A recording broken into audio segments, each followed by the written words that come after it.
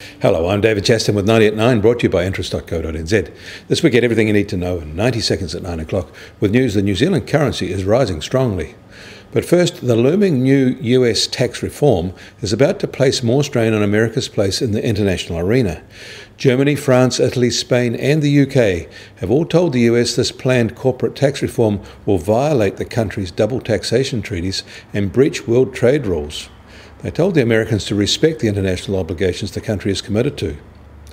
And staying in the US, HSBC said it's no longer under the threat of prosecution over allegations of money laundering in Mexico. A US Justice Department investigation said the bank had been a conduit for drug kingpins and rogue nations. China's oft-stated goal of reining in rampant debt growth has not yet had any impact. Chinese new loan issuance in November came in twice as high as for October and 50% higher than analysts were expecting. Chinese authorities seem to have lost control of their debt markets. M2 money supply was up 9.1% year on year. In Australia, the drive to get foreign companies to pay their fair share of income tax is intensifying. That involves some New Zealand companies, Fonterra and Fletcher Building in particular. Fonterra declared $1.8 billion in revenues last year in Australia and paid zero income tax. Fletcher Building had $2.8 billion of revenues and also paid zero. These two are joined by 730 others who paid zero in the 2015 tax year in Australia. They're part of a group of 2,000 that had details released by the Australian Tax Office.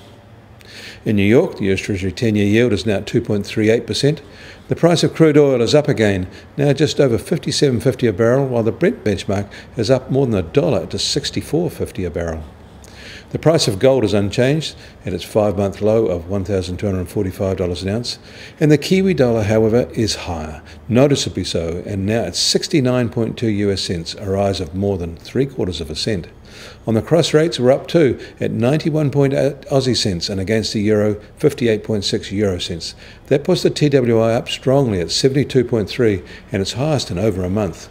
This is what a respected and business-friendly pick for the governor of the RBNZ can do for our currency. And Bitcoin is now at $16,387 after having ended yesterday in New York at $15,037. I'm David Chaston. That was 90 at 9, brought to you by interest.co.nz.